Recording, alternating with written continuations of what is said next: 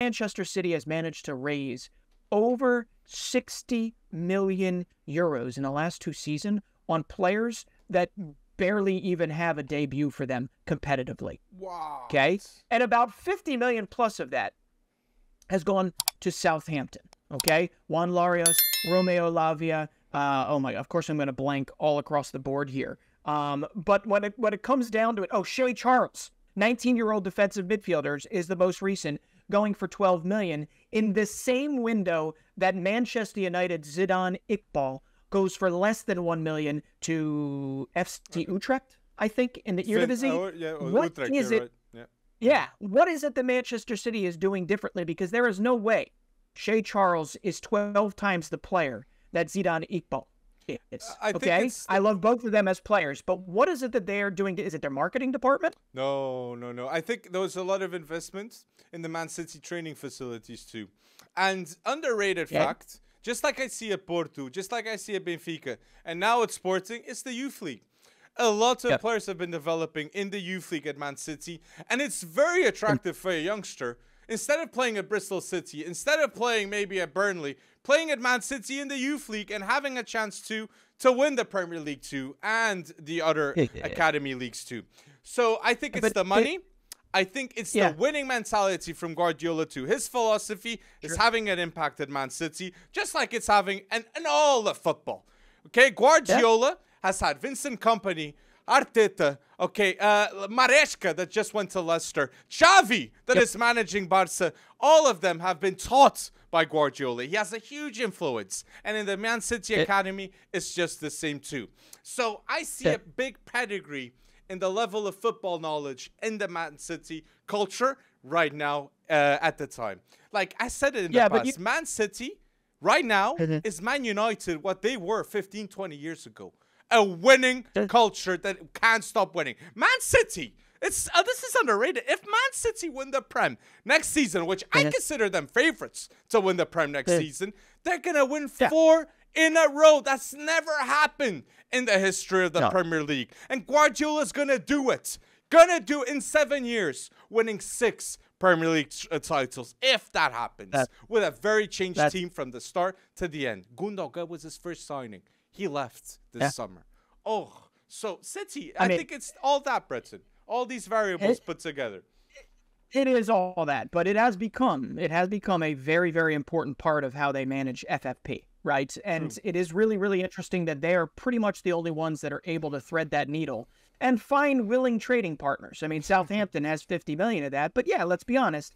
Southampton might have spent 50 million euros on 5 separate Manchester City prospects. But when it comes down to it, if they sell Romeo Lavia for 50, you make up the cost for the most part. Day one, right? And it didn't stop Southampton from getting relegated.